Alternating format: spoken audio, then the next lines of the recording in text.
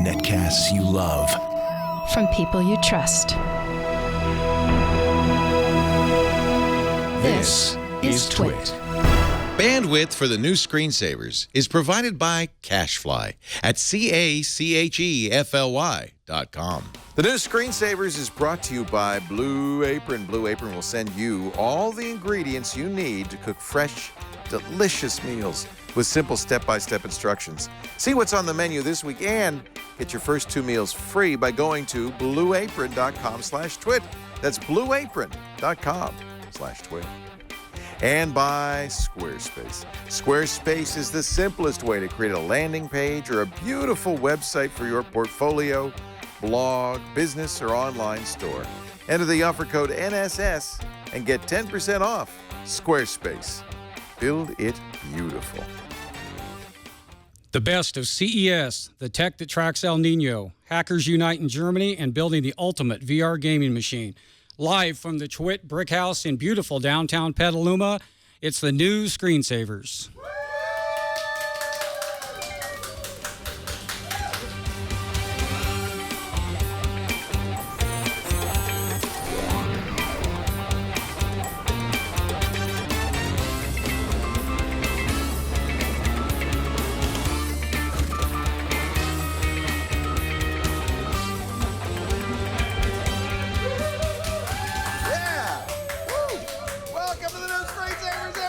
Episode 35 for Saturday, January 9th, 2016. Leo Laporte here with my good buddy Iain Thomson from the Register. Always a pleasure, mate. Always nice a pleasure. to see you. Well, yes, made it up through the rain, so... But you're used to this. You're a Brit. It rains all the time, I hear. It does, it does. I've been feeling very homesick. It's just like, I went over there in the summer, and the very first day, the rain was tipping down. Everyone's like, oh, it must be terrible for you. No, I've missed this so much. Water comes from the skies? Exactly. Wow. Actually, you're Scot. So well, half and half. Half and half. All right. Hey, we got a good show for you. The CES, I don't know what to call it. The CES... Annual Jamboree. Jamboree. It's an ordeal, really, is over. The press are coming back, and now we can kind of sort through all the press releases, all the announcements, and see what the big stories Collect are. all the viruses they're going to spread around the office, yes. You know, the colds, the flus, the sore throats. Yeah. Conference cough is always there. Oh, yes. gosh. Coming up, Padre will join us in a little bit. He was there, of course, with our crew, along with Dick DeBartolo. He's got his picks for the best of show. We're also going to talk in a bit to our auto correspondent, Sam Abuelsamid. He writes for Fortune. He's a senior analyst for Navigant about some of the automotive announcements there. I think those are among the most interesting. Certainly got a lot of headlines and some interesting stuff there. Yeah, I mean, most of CES seemed like it was about hoverboards, drones, stupid stuff. A refrigerator that has a camera in it. Come on, really? I know, we were talking about this years ago. It's like, oh, it'll tell you when the milk's off. I know how to do that. You sniff it, and it just goes, ah. Yeah. I mean, this is like the big selling point on this Samsung refrigerator is you close the door, the light stays on, because the camera is shooting pictures. Yeah. You know, it doesn't seem like... Anyway, we'll talk about CES. We'll see if we can find something interesting. You've probably noticed the weather. It's been a little weird. Pouring rain in Los Angeles, heat wave the day of Christmas Eve. It was 72 degrees in New England. And yet, down here, water falling from the sky, and people are so shocked they're about to try and find a virgin to sacrifice. Yeah. Good luck. So what's going on? We're going to talk to a meteorologist, actually more than a meteorologist. He's a professor of Earth system science about how they figure out what's going to happen in the weather. I have something really cool that you shouldn't leave home without. It's called the Tiny Hardware Firewall. I'll give you my review, and we've got calls too. But let's start with CES, a report from what happened in Vegas starting a week ago, going all the way through yesterday. Lots of announcements. And I think of the, TVs, and we've had Scott Wilkinson talk a little bit about the new HDR TVs, the HDR standard. There's now finally a 4K standard that's called UHD Premium that includes HDR, color range, and all that. That's what you want to look for if you're going to buy a new TV. There will be new Blu-ray disc players that can handle these 4K videos. That was kind of interesting. But I think the most interesting stuff was in the car area. And joining us now, automotive analyst for Navigant Research, is Sam Abuelsamid. It's great to have you. See you again, Sam. And I presume you were there.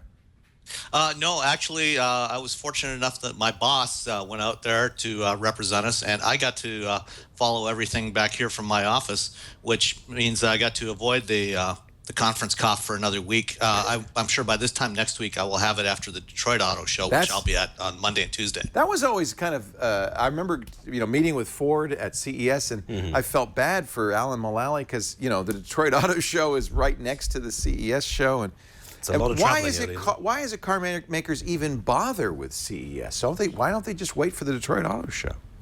Well, it really started back about 2007 with Ford when they first announced Sync, and Mark Fields went on stage with Bill Gates to announce Sync and the adoption of it was based on a Microsoft car platform. Right. And ever since then, every year there's been more and more automakers going. The first time I went was the following year when GM was there with their autonomous Chevy Tahoe that won the DARPA Urban Challenge. Autonomous vehicles a big story, but I thought Ford's announcements were kind of interesting. There was a rumor before CES, wasn't there, that Ford was going to make an announcement about Google? There was going to be a huge announcement, but there was going to be, are they going to do this massive link up with Google and do self-driving cars that way? Yeah. Yeah, I mean, this is a problem with CES. The rumor mill goes into overdrive just before the show, and then some of it works out and some of it doesn't. But yeah, Ford really getting on the game on this one. Sam, what's your sense? Was there going to be an announcement about a Google-Ford partnership, or was that just hooey? It's hard to say. There certainly a lot of people, a number of people that I know and trust felt very confident there would be an announcement, and it's entirely possible, knowing how these things work, that there may have been some late hitch, in finalizing the deal and getting everything signed off, and they didn't announce it. Certainly I reached out to Ford and Google, and nobody would talk on the record, of course. I think at some point, if not Ford, some manufacturer will probably hook up with Google. I know I've heard off the record from a number of OEMs over the past couple of years that Google's been trying to cut a deal with a number of OEMs, and basically, up until recently, Google just wanted the car makers to build cars for them and hand them over, and then Google would install their autonomous control software as a black box that the car makers would have no control over. That's not gonna happen. There's no way that anybody's going to sign off on that deal. But since John Krafchick took over as the head of the Google Car Project last September, I think there's, John was formerly an executive at Ford and more recently was the CEO of Hyundai America. Okay. And he knows the car business and knows what's expected. And I think that he will be, if there's anybody that's going to be able to cut a deal with some car makers, he'll be the one to be able to do it. I just assumed that Google would license its technology to auto manufacturers. Yeah, I think that's what will ultimately happen. Is you'll see, they'll make the software available to anyone that wants to use it. And I think it's just that's what they've been trying to do. It's just a matter of getting terms that were acceptable to the car makers. Right. Google wanted, basically to put something in there that the car makers could not mess with. Here's my which prediction. was not acceptable. All the auto manufacturers are saying 2020. Yeah. Right? Which seems a little too soon, frankly. We'll be driving autonomous vehicles. Here's my prediction. It's going to happen first with Uber. That your first experience of an autonomous vehicle will be, you'll be in a Johnny cab. An Uber will pull up. There'll be no driver. It'll be autonomous. It'll drive you where you want. You'll go, hey, that was pretty good. It'll be in urban environments. It won't be out here. It'll be in cities, which are much more predictable. And that'll get people comfortable. Then the insurance companies will start offering strong incentives. That's going to be the key to it. The insurance Lawmakers are going to have to come along because it's still really illegal in most states. You can't just say, hey, I'm not going to drive anymore. That's not going to happen. Then the state legislatures will come along. And does that seem reasonable, though? 2020, does that seem too soon, Sam? Yeah, 2020 might be a little early. I mean, the way I've been projecting that this would play out is what we'll see is in certain urban areas, where they're already doing things like congestion zones, like for example, London, where you've got the middle of London, you have to pay an extra £25 a day to drive into central London. Wow. And I got caught really badly on that on my last trip to London. You've got to skirt the edge of the zone just to make sure you don't cross into the congestion yard zone. They've got cameras everywhere taking license plate numbers. All you have to do is drive to San Francisco and realize they really don't want you to be driving a car. You can't park. It's, you know, it's just crazy. They don't. It's clear that the cities are not friendly to cars. Well, and that's how we met, Sam. You were with Chevy at the time, showing an urban assault vehicle, a little autonomous electric vehicle designed exactly for those kinds of environments. So you think it's going to happen there first? Yeah, I think because, I mean, there's a number of problems right now with autonomous vehicles with the technology. I mean, all the accidents that have happened so far have been the interactions with human-driven vehicles.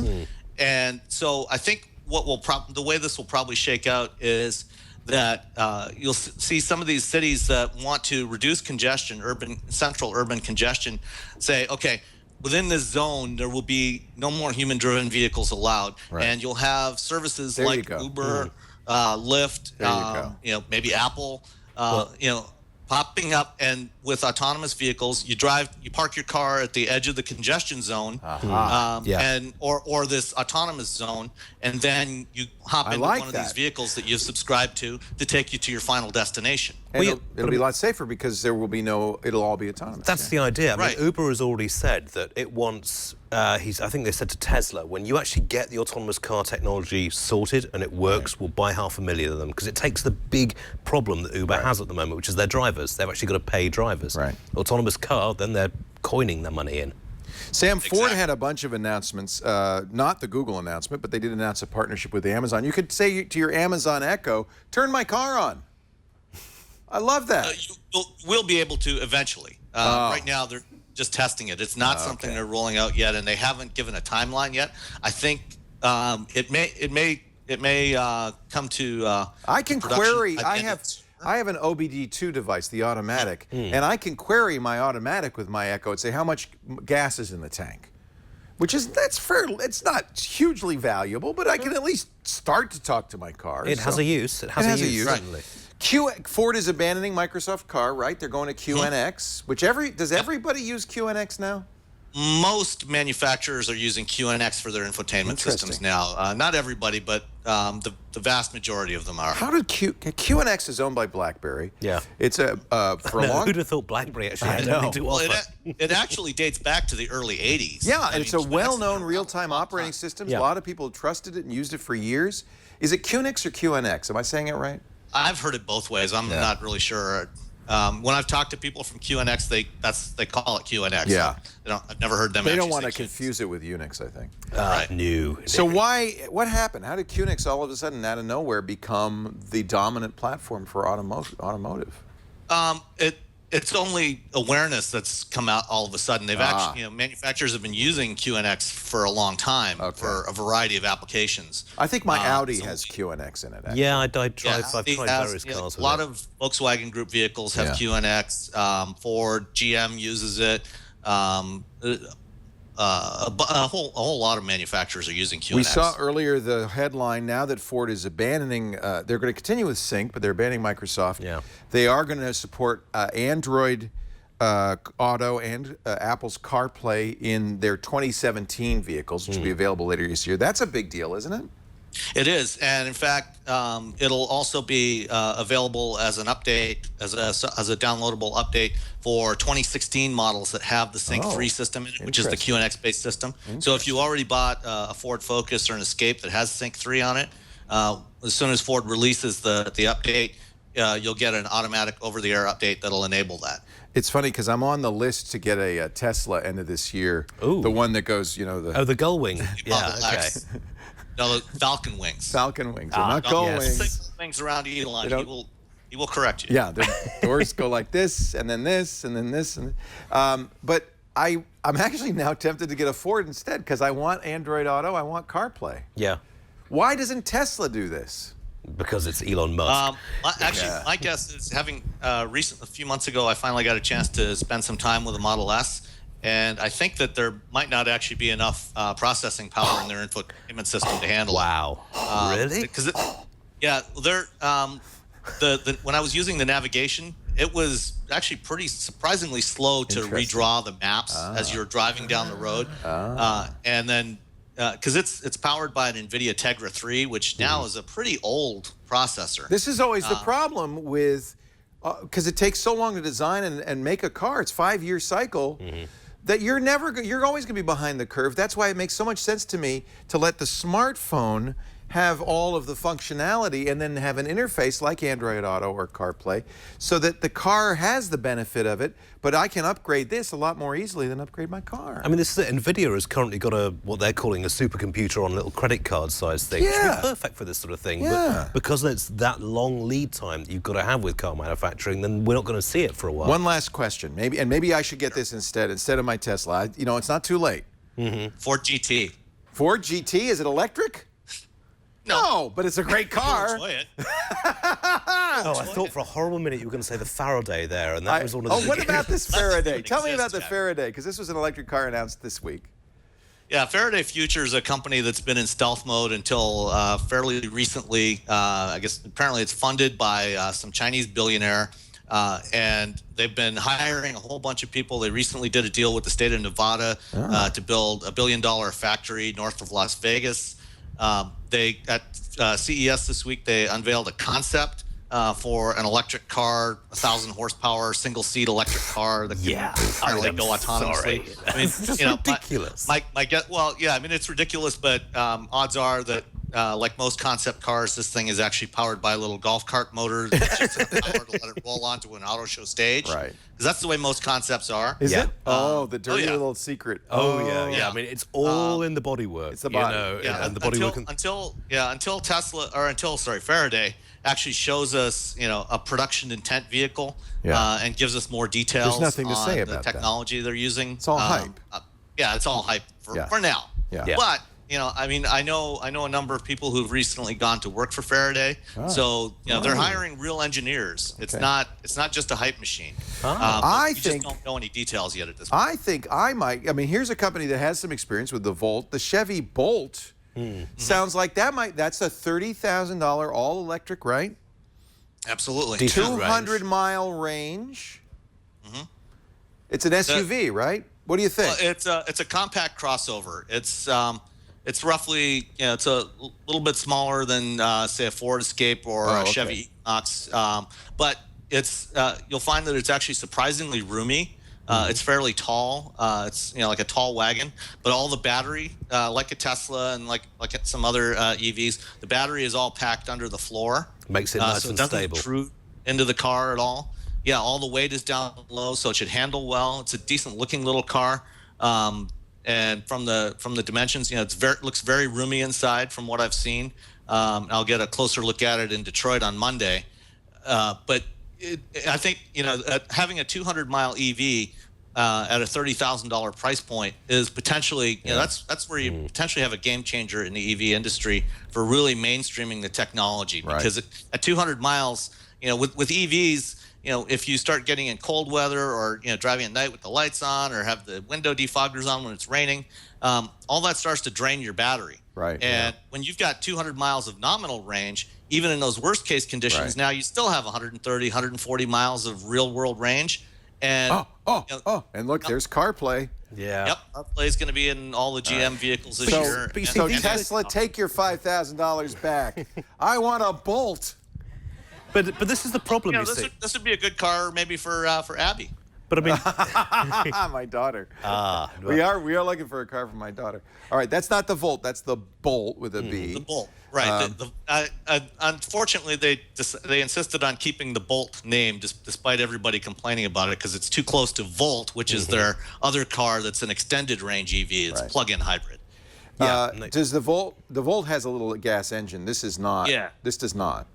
Right. Okay. Yeah. All right. But that's why this is going to be very good for the American market as opposed to the European one, because here you have garages and driveways that you can park your car in and plug it into. Well, that's where Tesla has an advantage. They have this supercharger network, which really was one of the reasons there's a supercharging station now in Petaluma. That was one of the things that convinced me that maybe I should get a Tesla. Tesla doesn't want their customers using the superchargers for local charging. They only want you using superchargers when you're doing a road trip. And in fact, a few months ago, they sent letters out to a lot of their owners that were making excessive use of the superchargers close to their home. Okay, that's it. Boom. Interesting. We're done, Tesla. Stop leeching our electricity. Well, it's free, because it's right? free. It's free. Yeah, so customers were using the free charging at the superchargers. Sam, I went out and got solar panels on my house because I'm getting ready. I want an electric vehicle. Yeah. And now you can really charge the Model S or the Model X, or a Bolt with those solar panels. The question is, how important are doors that do this, not this? This? Well, it depends. Do you want your car to spend a lot of time in the shop getting fixed? That's what I'm worried about. I'm with you, Sam. I think those things are going to be a warranty nightmare. Oh my God, they're like all hinged. You just be driving down the road like this. Now I want doors that go like this. Well, I mean, it all depends on how good the engineering is. I mean, I used to have. You've got the the sort of surface pad. Yeah, another thing that'll break any I think minute that hinge is going to go really quickly. But I mean, it could be the same with the car doors. We'll see. But Tesla are usually pretty good on engineering, but they're also very big on height. Sam, you're going to the Detroit Auto Show. We're going to let you go. But that's your job. Report back to me what the next car I should buy is, okay? I will do that.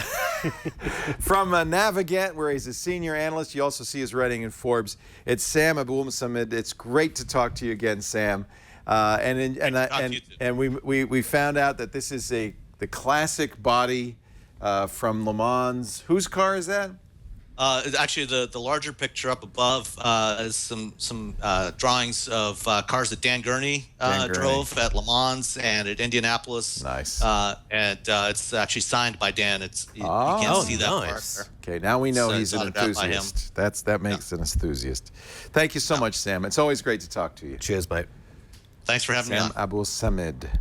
Padre will be coming up a little bit later on. He'll have a different take, probably some drones. Yeah, maybe he does a love his refrigerator drones, with a camera in it. I don't know, on CES. And of course, Oculus Rift VR was a big story, and they announced finally we now know what it's going to cost for. And their potential customers screamed blue murder when the price was announced. Yeah, plus the gaming rig you've got to have to run it. Well, you know what I liked about them? Because I was a Kickstarter supporter, and they didn't have to do this, but they are giving all of us 20,000 original Kickstarter supporters free versions of their first consumer. As well they should, because without you guys, they wouldn't exist. That's my point exactly. But unfortunately, I didn't realize that, so I bought the $591.91. So I'm not going to have two of these. Well, actually, if you're looking to get rid of one, then I'd be quite happy to take it off your hands. But here was an interesting thing that came up. I did order this, and then I found out that in fact it's going to take, as you said, a PC. And I thought, oh well, good. I have a Surface. So no. Well, let's see. No, 'cause you have got a discrete graphics card. It's got a discrete, but you do have to, and I highly recommend you do this. Run this little program to make sure your PC is Rift ready. Otherwise, you're going to have to buy one. Let's just out of curiosity, let's just run this program and see if my PC, what was it? $2,000, $2,500 Windows PC. I'm still reeling from the whole Vista Ready thing. Is it Rift ready? Yeah, let's zoom in. It's checking. Is it Rift ready, ladies and gentlemen? Hold your breath and no! It does have enough memory, but the i7 processor, not as good as the i5 they're recommending, apparently. Really? Well, it's an i7 6600U as opposed to the i5 4590. It's not that's a decent processor. And they say I need a GTX 970 video card. So, I have an announcement to make. You've just lost an awful lot of money on that machine. I'm going to give you this. We are going to buy and build, actually, with your help. We're going to build remember we did the Ultimate Gaming PC? We did it 6 Ultimate Gaming PCs on the screensavers. Every year we did another one. The first UGM, I think it was $5,000. It had like a Celeron, and I don't know what it wasn't. Bless. Every year we'd update it. And when we started Twit, with Colleen Henry, who is my wonderful engineer, built an amazing water-cooled UGM, the ultimate gaming machine. Well, it's time to build the Overgrum. The Overgrum. It's the ultimate VR gaming machine.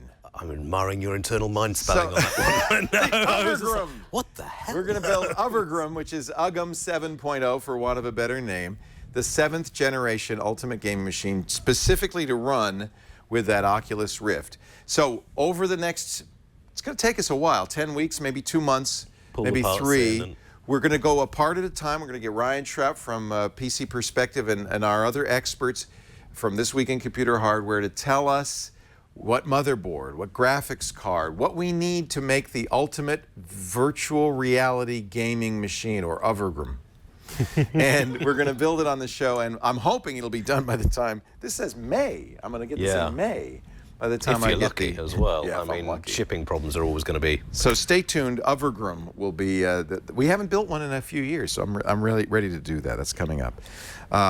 Sad to say that this very I may have to borrow it for Elite Dangerous because I'm dying to get on with that game. But you know what is it? Comes with Valkyrie Eve Valkyrie, which I thought was like an online MMORPG, right? Eve is, and then something else, some silly game I've never heard of. It doesn't come with anything good. No, but you're saying that game developers will gonna. Oh, I mean, they showed off some really great games for the platform when they did the launch announcement. But Lucky's Tale. Oh, I'm so excited about Lucky's Tale. For goodness' sake! Yeah, I mean, okay, if you're 12, then fine. But you know, it's. But no, there's a long-term British computer game called Elite, which was very big in the 80s, and they've reworked it for VR, and it just looks like the puppy's packet. Oh, it's about time. Zoom in there. I've been dying to play a fox in a virtual reality game. Oh, as long as I can play the hounds and the horsemen. Then. Chasing me. Wouldn't that be fun? Let's go to hunt. Release the hounds. So anyway, so we're going to be building Overgrum, and yeah, it's going to be a desktop. It's going to be. I think it's going to be liquid cooled, because I think we want to put like basically the ultimate. This is not going to be the minimum that the Oculus Rift requires. It's going to be the maximum. Yeah. Okay. Yeah. Why not? Well, I'm sorry if you're spending that much the on the boss's headset. money, right? It doesn't matter. Doesn't cost me anything. All right, are you ready for a call for help? Do you want to help? Of course. I think you're going to need to help me do. on this one, because this is about banking. Yeah. With a posh accent like yours. Well, no, I was about preparing all these catty comments about how far behind. I mean, you can't even get two-factor authentication on most bank accounts over here, so America's got a bit of a way to go on this. Let's try it. Tom from Chicago, it's time for a call for help! Hey, Tom, how are you today? Hey, I'm doing well, gentlemen. How are you? Wait a minute. You're so nicely dressed, the pocket square, the red velvet coat, but then what is this poster? Is that you, the Danger Circus? That's me in the middle, and this is part of my call for help. It isn't just blatant advertisement, although I'm clearly not above that. Show business. So my problem is this, the three of us getting money between us. I have a 3-person show that I do for a living with these two guys. How cool. This is a magician named Carrie. This is a juggler named Chuck. And then I'm in the middle. I'm a circus freak. So fire-eating, sword-swallowing, glass Oh, walking. that's so cool. And where do you perform? Mostly on the eastern northern half or quarter of the United States, just because I'm based in Chicago. Part of the problem is the other two gentlemen are based in Detroit. Okay. Oh, So think of that zone as our touring area. Okay. So from about Tennessee up to Maine and then over to about Missouri. I'm dying to see the Danger. So is it actually danger? Oh my God, he's juggling That knives. is dangerous. Okay. So everything has a danger theme to it. Even the magician in the show, when he does, well, they're clearly magic tricks, but he does magic tricks with razor blades, or this is me glass walking. Oh, no don't way. do that, Tom. Well, I've been doing it for 27 years, so I feel pretty good about You must be doing it fond next- of scar tissue practicing that. Oh, I think he has stock in Dr. Scholl's. And look, you've got a woman emerging from your tummy.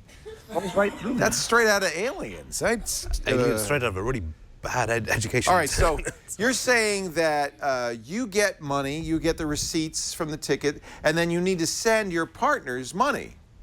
And this is the problem, is that we're right in a weird middle area where we're small enough potatoes to not have a bank come visit my office, for example. I'm not trying to move millions of dollars around. Right.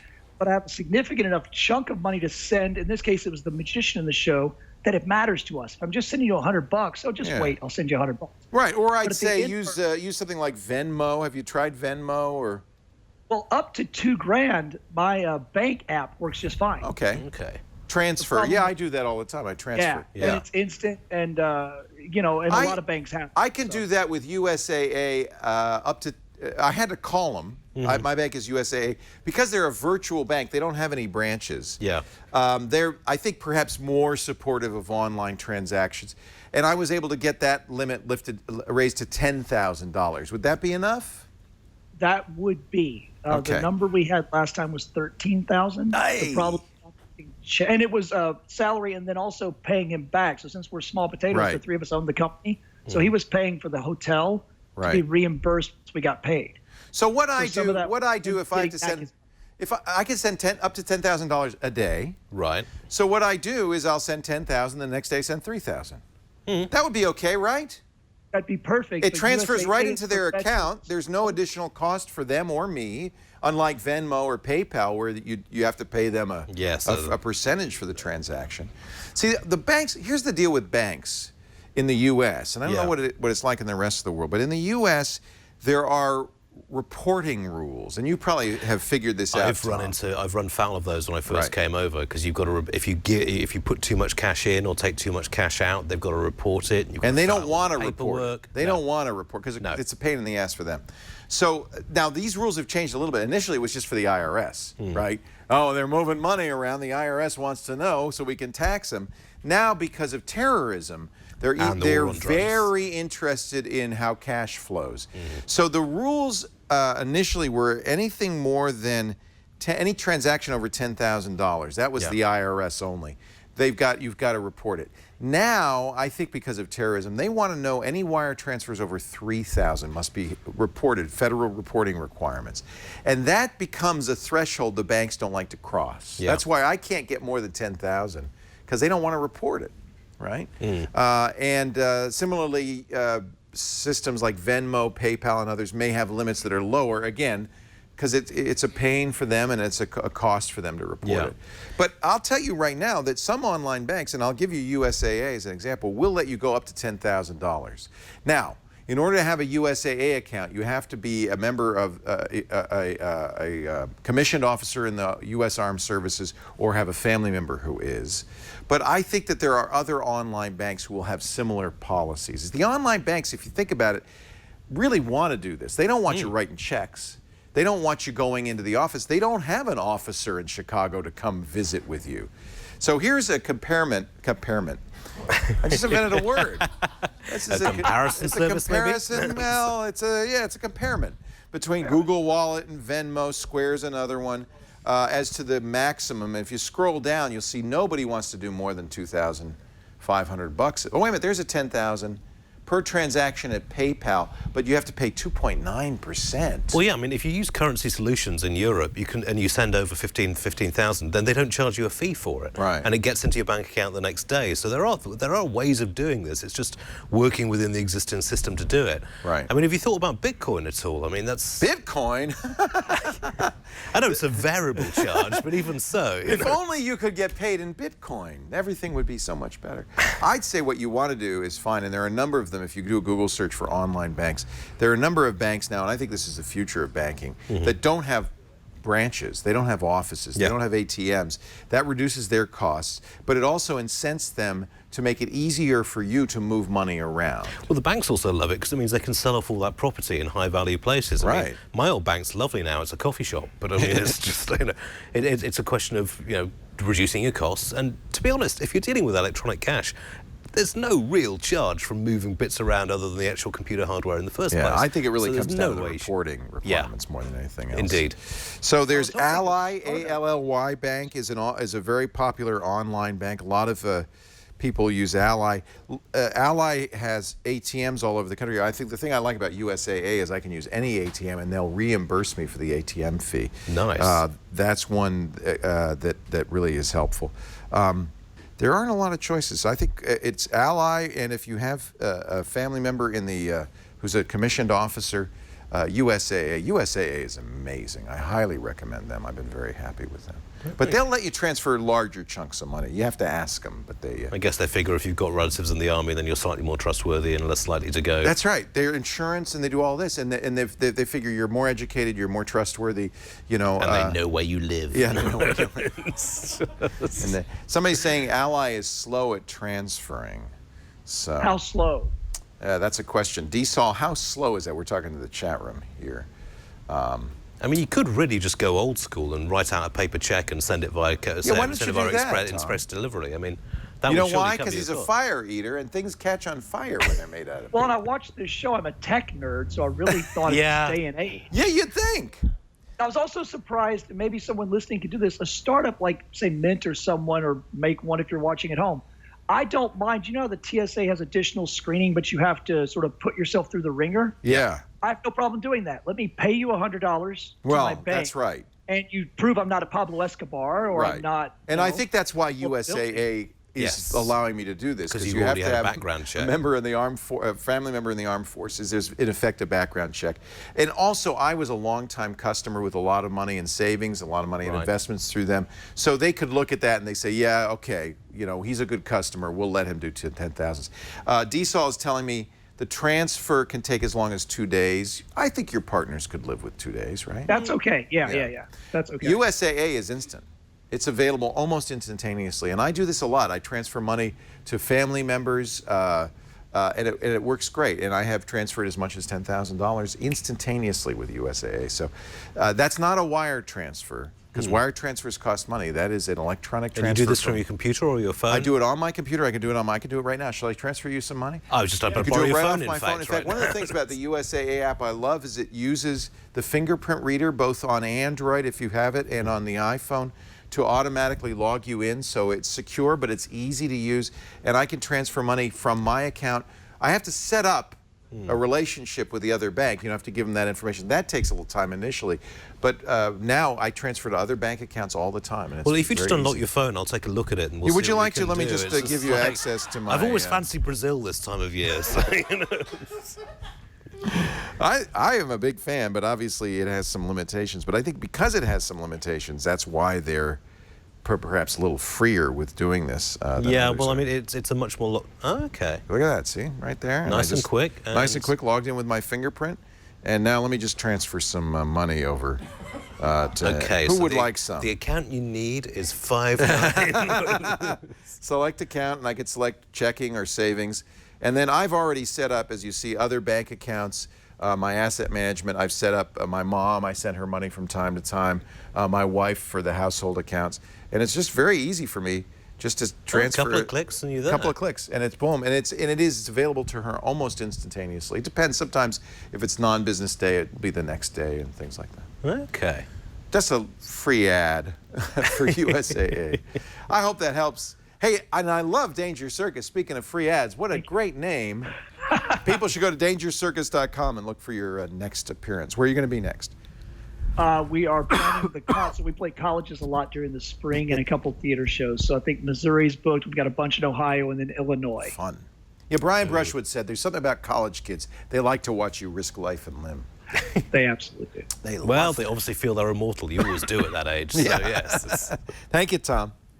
Thank you so much, Nice guys. to talk to you. Go Danger Circus. How would you like to be on the show and get our kind of semi-useful answers?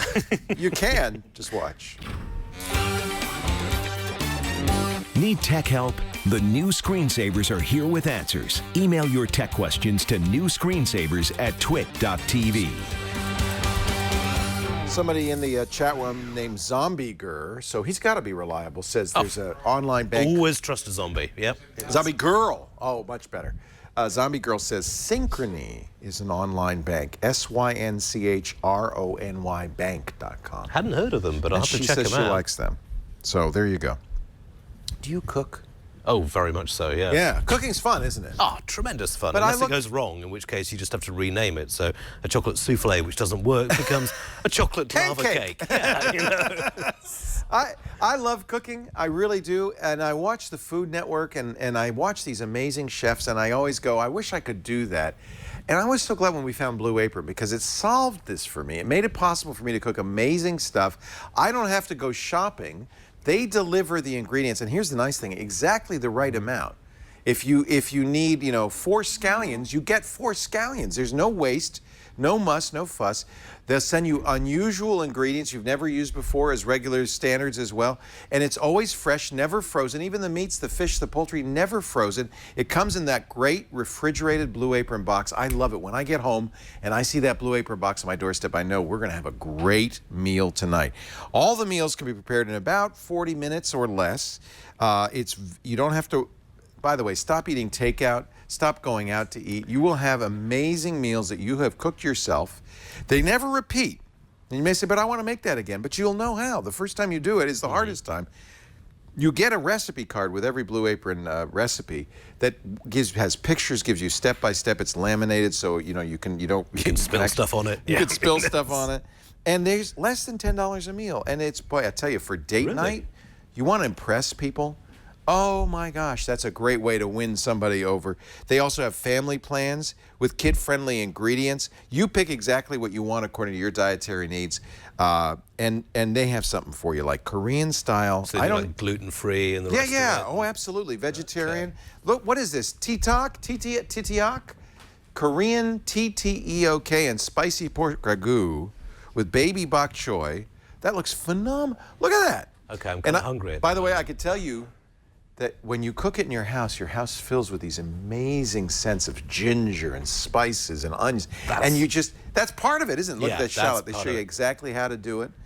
It's part of the fun of this. How about butternut squash and poblano chili with toasted pepitas and charred lime? Now, I don't know about you, but I never think about, gee, I haven't charred a lime in a while. But Blue Apron, you go, I can do this. Well, not since the house burned down anyway. Yeah, right. I can do this. You'll be cooking with ingredients you've never used before, but it'll open up your eyes. It's like a cooking school, but it's not about that. It's really about getting home, having a healthy, fresh meal. I want you to get your first 2 meals free, and you can tell for yourself. Go to blueapron.com/twit. Blueapron.com/twit. This is so inspiring. It's so cool. Coming up, we're going to talk about El Nino and the weather, and why it's so hard to predict the weather. But first, here's Padre from Las Vegas, Father Robert Ballecer. Yes. He's still alive, and the best of CES. Thanks, Leo and Ian. We're here at CES on day 3. It's been a whirlwind tour, the Twit coverage of the biggest electronic show on Earth.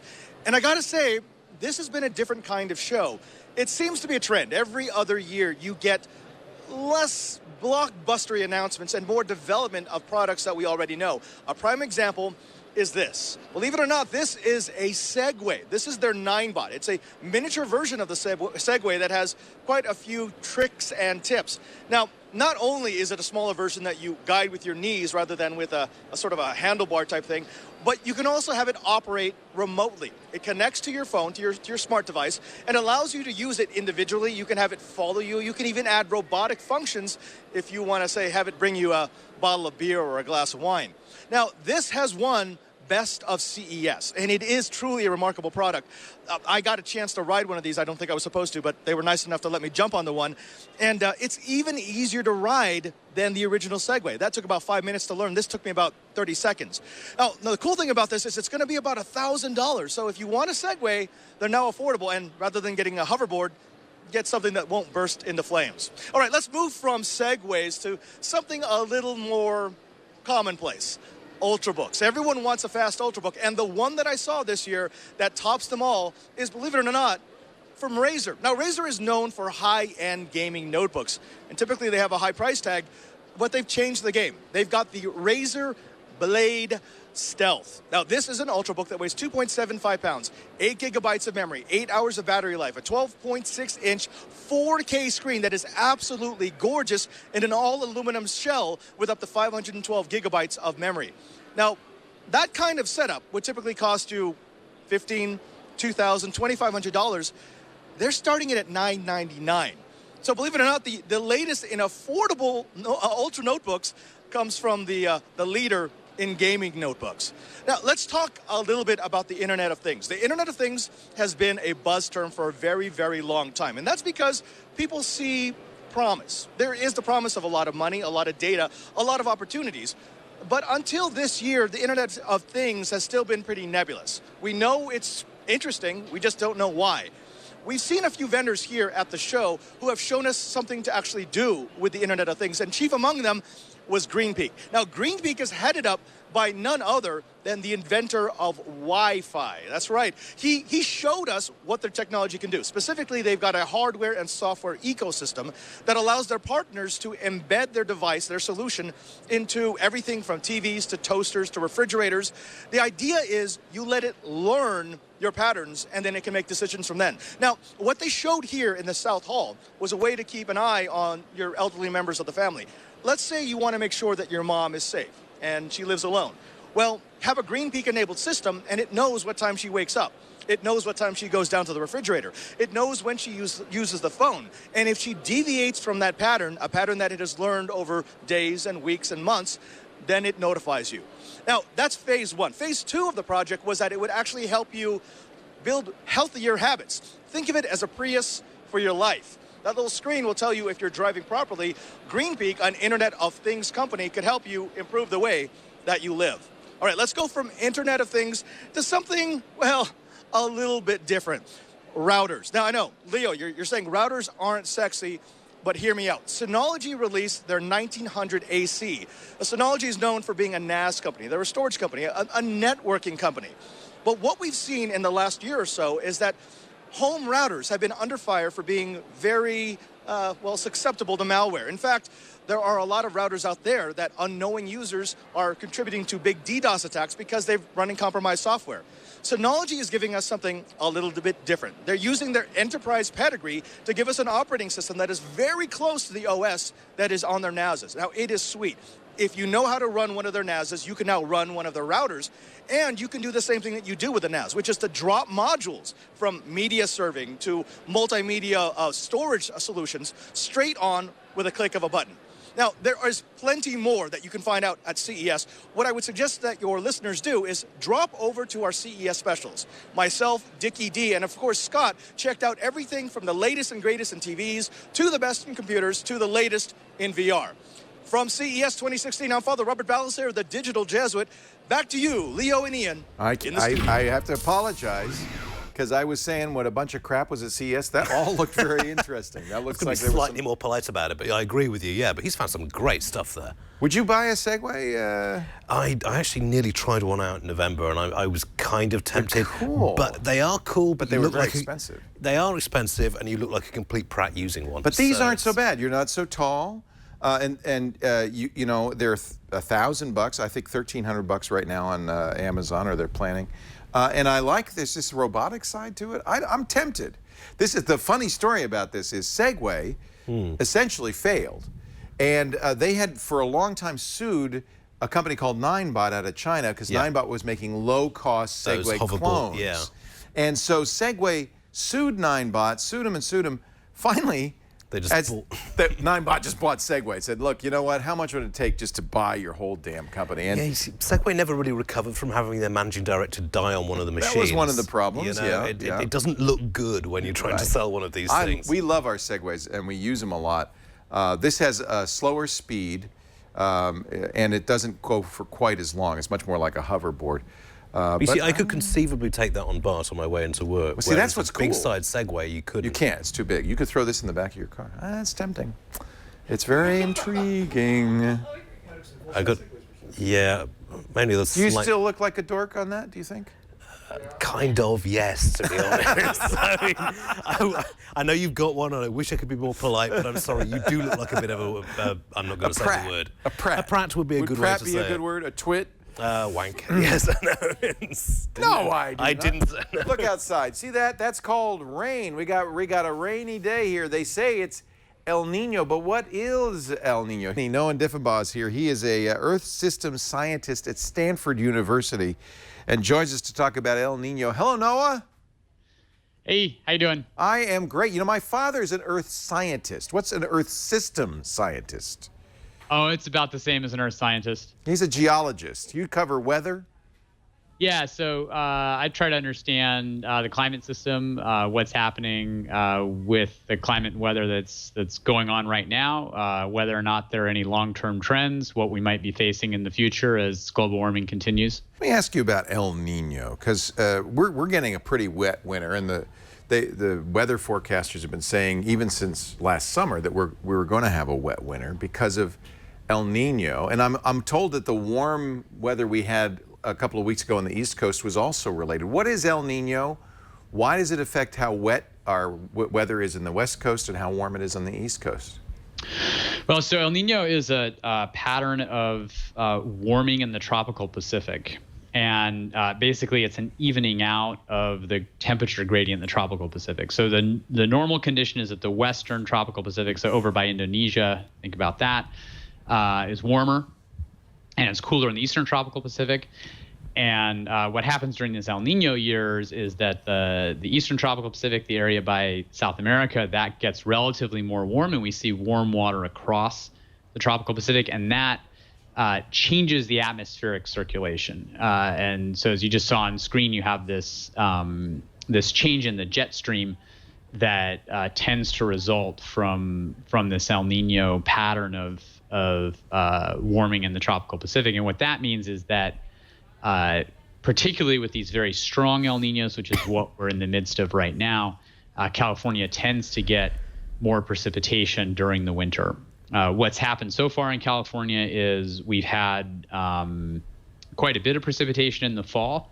You know, it's interesting because we've been in drought so long that it seems like it's been a really wet fall. It's actually been a pretty normal fall in terms of our long-term precipitation, but that's come in a number of storms. We've had kind of this more consistent wetter weather over the course of the autumn. And now that we're heading into the winter, we're really starting to see in forecast models what's setting up in those kind of intermediate range predictions is a series of storms as this strong El Nino pattern sets up and affects the atmosphere, affects the storm track. So we're likely to see at this point continued precipitation in California through this rainy season.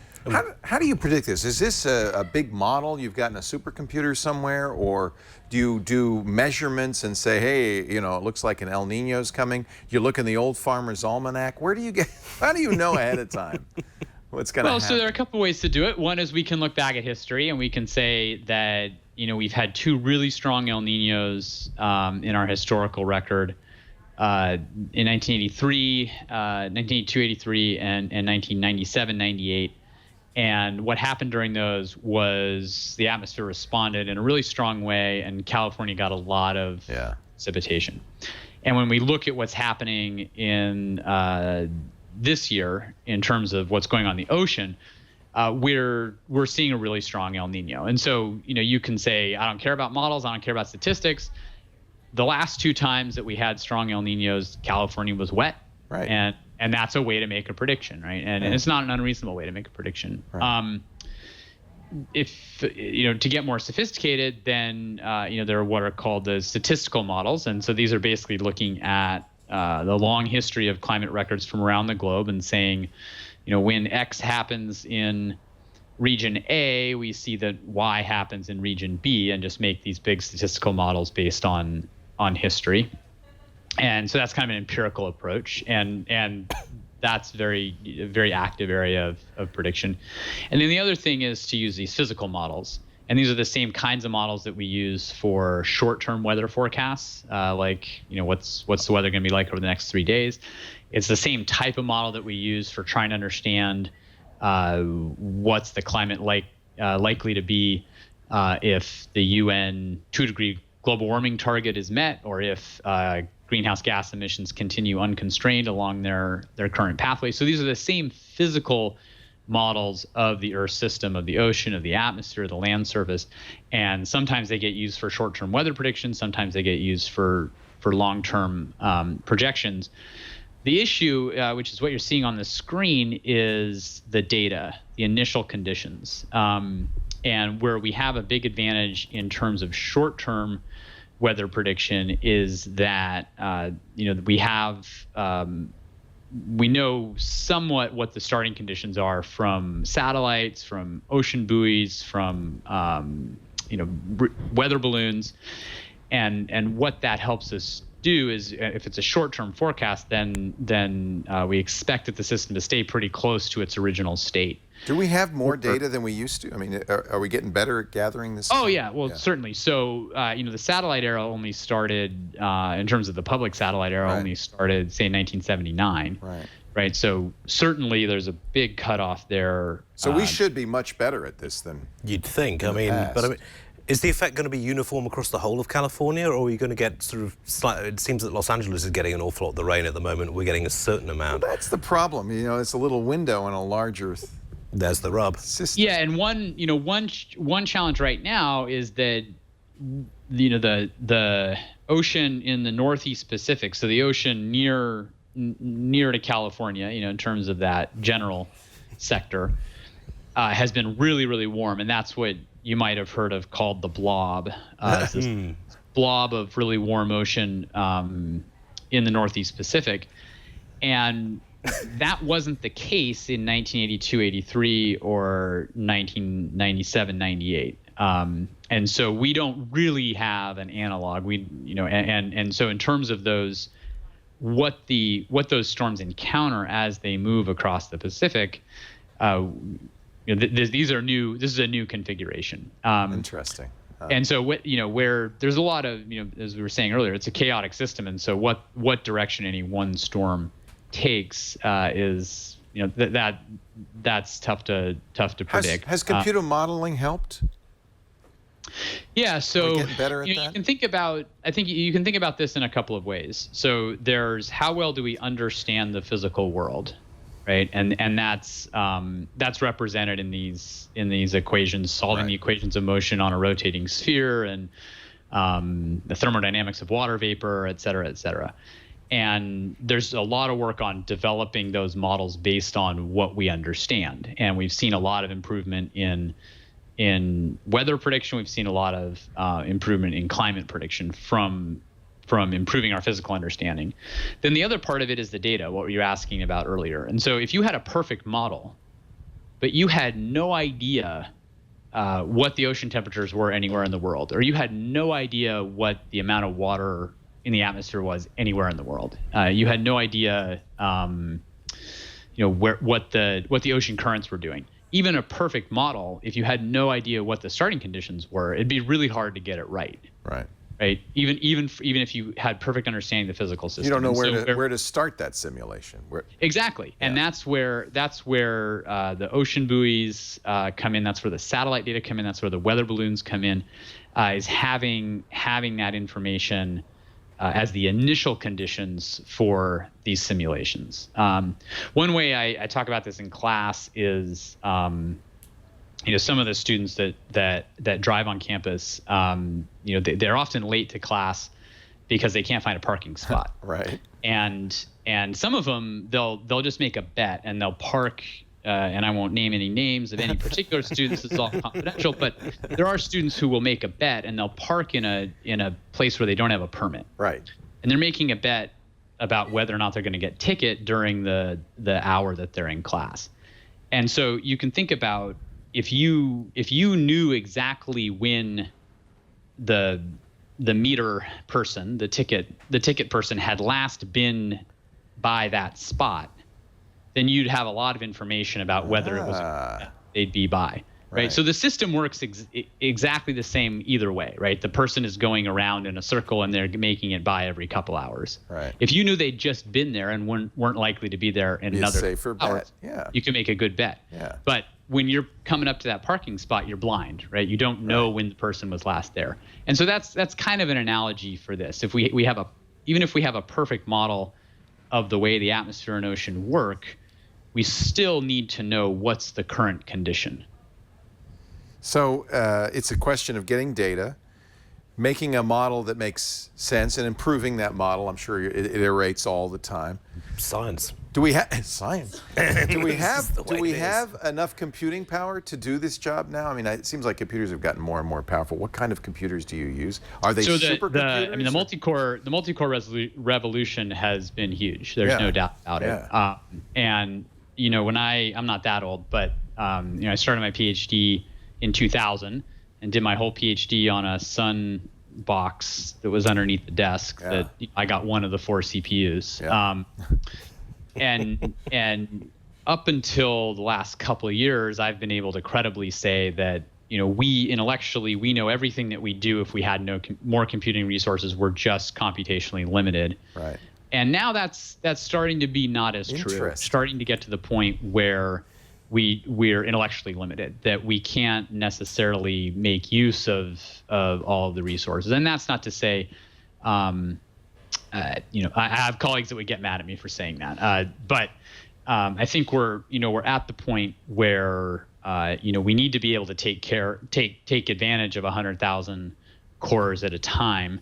And we're really seeing that in the government labs. I have to give a lot of kudos to the government labs for, you know, the DOE and NASA and National Center for Atmospheric Research being able to take advantage of those computing resources. If you could pick one arena that you'd like to see the most improvement, would it be model? Would it be data? It sounds like we've got enough computing now. Well, so I know I'll get in trouble if this interview ends and I've given the impression that we have enough computing. Oh, okay. We need more. We need more monkeys. So, you know, certainly, I think the point is we need to be, as scientists, we need to continue to get better at taking advantage of all of the computing. Right.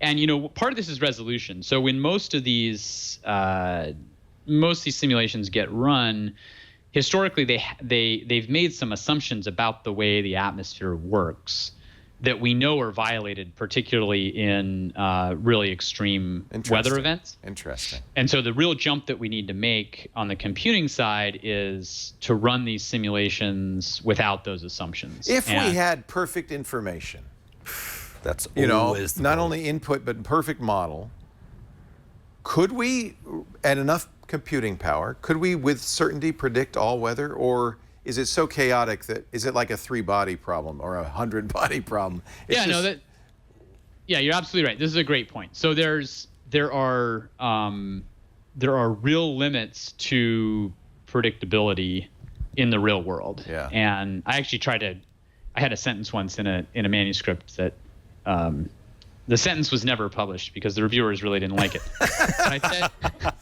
"You're the right guy. We got the right guy on, folks." Yeah. So I had this sentence, and it was basically exactly what you're getting at. The sentence said that our ability to accurately predict the future will never exceed the inherent predictability of the real world. Right. And the reviewer said, "Well, this is tautological at best." So it got edited out. But the point is that we can provide numbers to people, you know, we can provide accuracy and precision, but the reality is that if the real world is too noisy, right, then we can't accurately predict it. And the atmosphere is really noisy, and there are limits to the real predictability, and that you know, that's a barrier, right? We can't. And yet, it's got to be fascinating and challenging. I mean, what an interesting subject to try to understand. At least try to understand. To get that volume of data and manipulate it to actually work out exactly what's going on is just an enormous amount of work, surely. Yeah, I mean, we spend all day, every day, you know, plugging away, and you know, it's fun. And if it wasn't fun, it wouldn't be worth it. But you know, on El Nino, to get back to that question, that's actually one of the classical problems in this climate prediction is what's called the spring predictability barrier for El Nino. And it's really hard to get an accurate El Nino prediction more than a year in advance. Interesting. Because of this predictability barrier, and it's something that, you know, maybe someone will solve it, but there seems to be something about the way the ocean and the atmosphere actually work that makes it not really that predictable past a year. If you kind of get past that spring predictability barrier, and that's why you mentioned what scientists were saying during the summer this year. You started to see much more confident statements from scientists in the summer. Interesting. About how strong the El Nino event was, because we were past that spring predictability barrier. Well, and likewise, you'll see for the forecast, if you go online now and look at the forecast for the rest of this year, the confidence will be a lot higher up until spring, and then it'll start to fall apart after spring.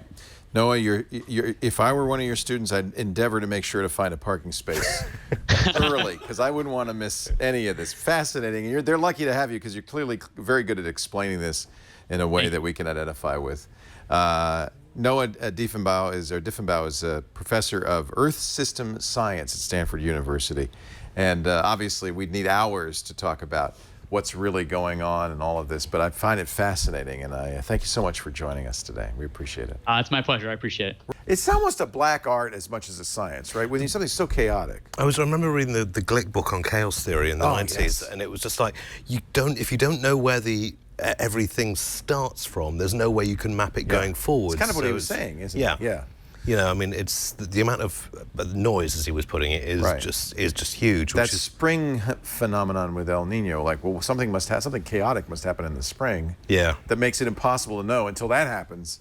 What's it going to happen in the fall, right? I mean, weather forecasters are traditionally lambasted for not knowing what the weather forecast is. I didn't want to tell him that, but no, we don't trust them. 3 to 5 days, I think, is the maximum you can go for. And as a sailor, they're wrong 24 hours later. You're a sailor? Yeah. Yeah, so the weather's very important to you. Yeah. I mean, meteorology is a major part of what's involved with it. And having run into a few very serious storms offshore, then it's, you've got to be careful with this stuff. But this guy's doing sterling work. It's fascinating. It's unfortunately the talk board started up with, it's all a commie plot. But, it's just like...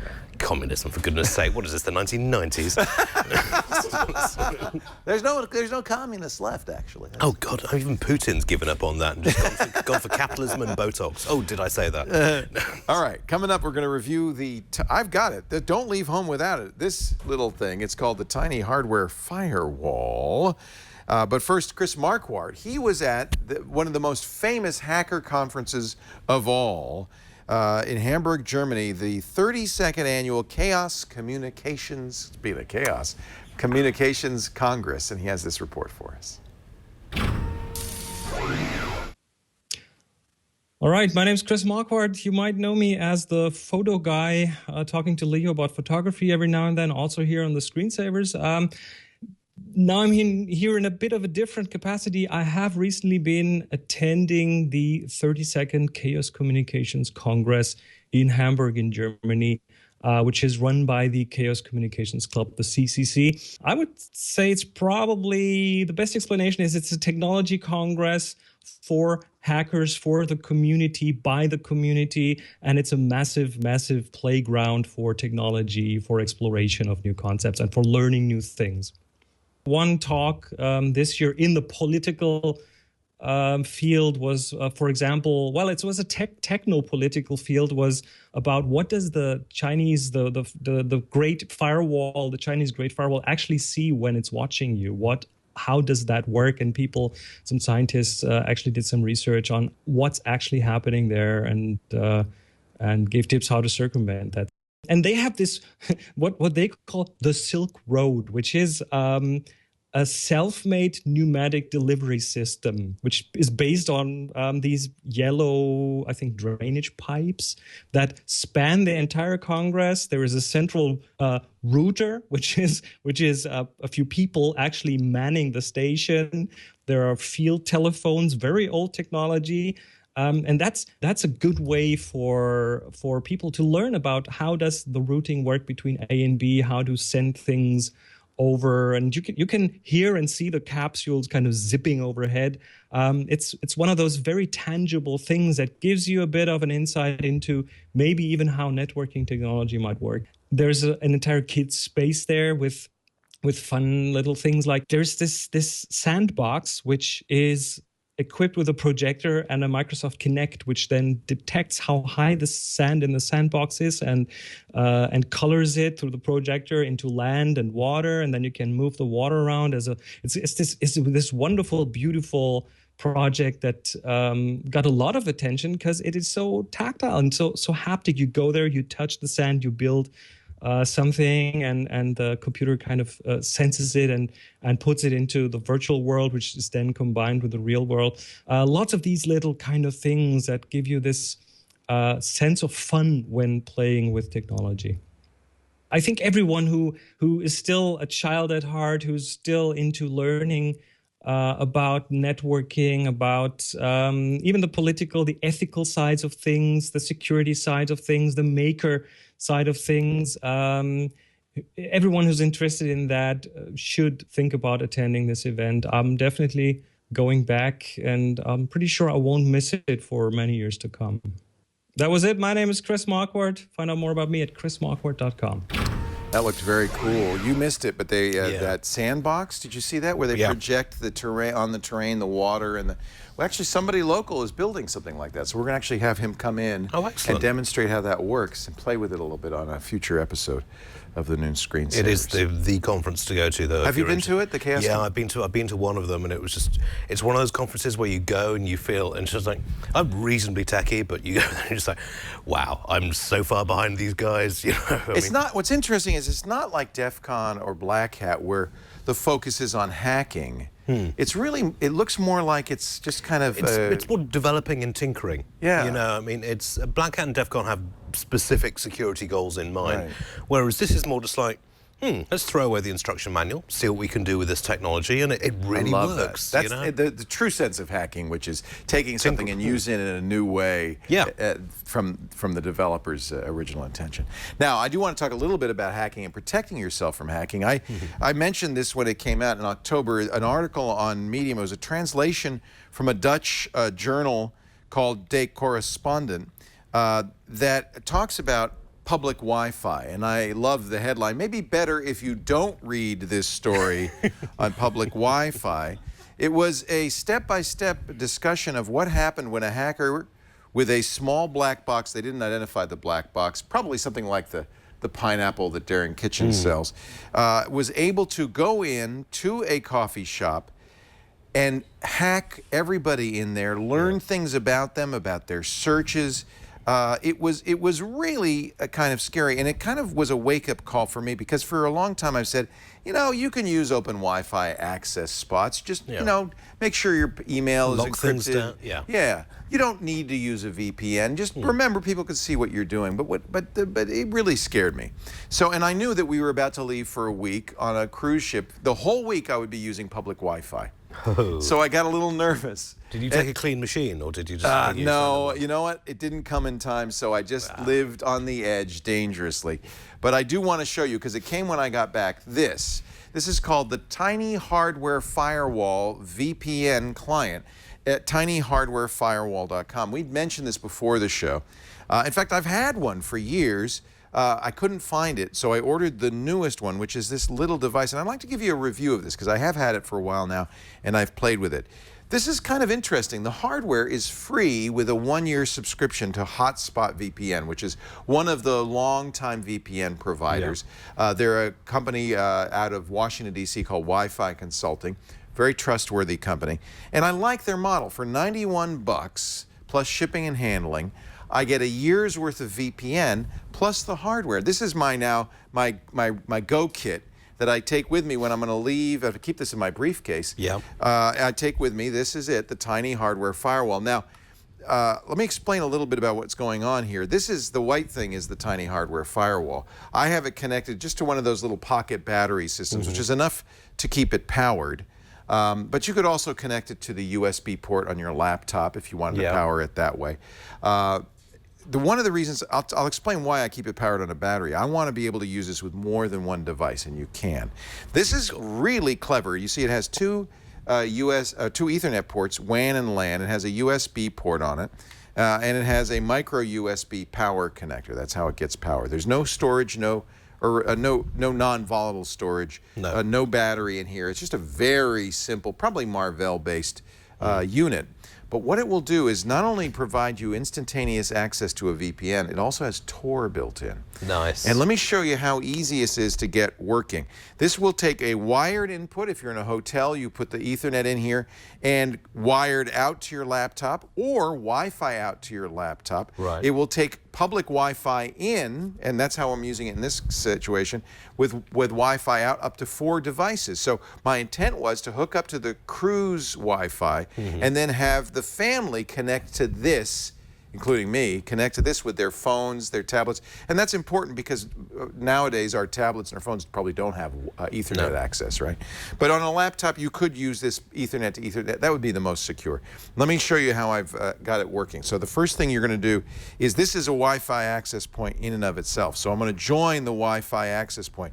When you first configure it, which is kind of fun, it chooses a random set of characters beginning with the letter A, so it'll show up high in your Wi-Fi settings. I'm not sure why this laptop sometimes takes a while to see the Wi-Fi. Microsoft.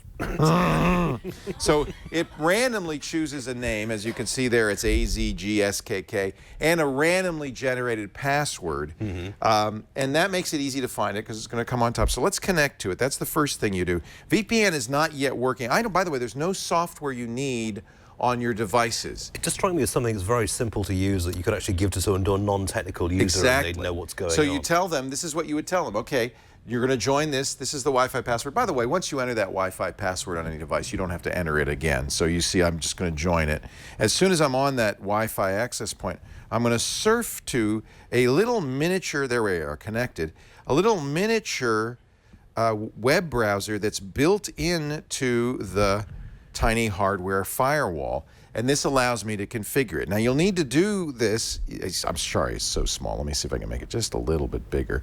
I'm going to first thing you're going to need to do is configure the wireless, because you are somewhere in a cafe or whatever. It doesn't know the wireless, and I'll just join one of our Wi-Fi access points here in the studio. Let me type in the password here. So here's the deal. You can configure the VPN. I'll show you real briefly.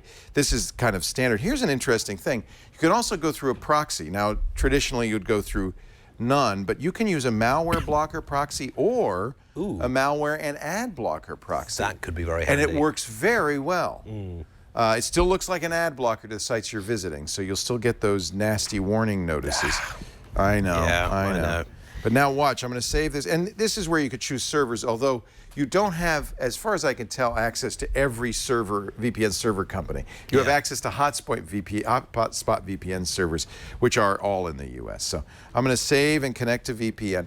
Again, everything here takes a little bit more time than you're used to with a big, powerful PC, because it's just a little what would you rather be, a mini. little slower or much more secure? Right. And once you've set this up, it just runs kind of flawlessly. There we go. So now we are connected to the VPN. We're connected via the proxy to our TWIT Wi-Fi access spot. So just to show you, if I go to Google, that it's fairly swift. That's Google launching, and we're going through a VPN. In fact, I can ask Google, what is my IP? And it is not, in fact, our TWIT IP address, but an IP address of Hotspot VPN's VPN. So I know that, in fact, I'm going through a VPN. That you're covered and... Yeah, and even better, watch this. I can now, and I should probably do a little speed test here. Why don't we? We'll go to dslreports.com and just show you, because a lot of times people don't like to use VPNs because of the overhead. Speed test will complain briefly that I'm running through a proxy. We'll just... get over it. Yeah. Get over it, mate. And just quickly... Jeez, man, your accent's really cool.